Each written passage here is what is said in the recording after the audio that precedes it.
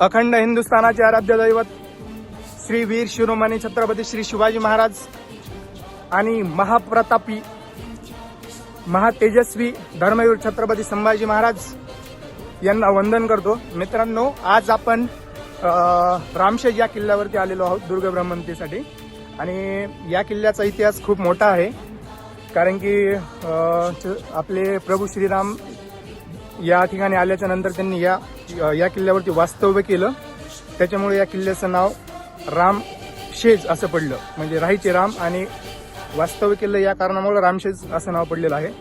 आणि या किल्ल्याचा इतिहास खूप मोठा आहे, जसं की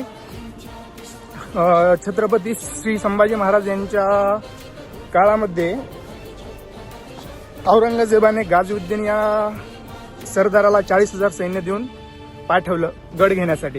तर गाझीउद्दीन असा बोलला की आपण हा गड 1 ते 2 दिवसामध्ये घेऊ शकतो, जास्त लागणार नाही आपल्याला वेळ, आणि तो 40,000 सैन्य घेऊन आला। या रामशेज किल्ल्यावरती मराठा सैन्य 600 होतं। तर 600 सैन्य असताना मराठ्यांनी हा किल्ला जवळपास 5 ते 6 वर्ष लढवलेला आहे।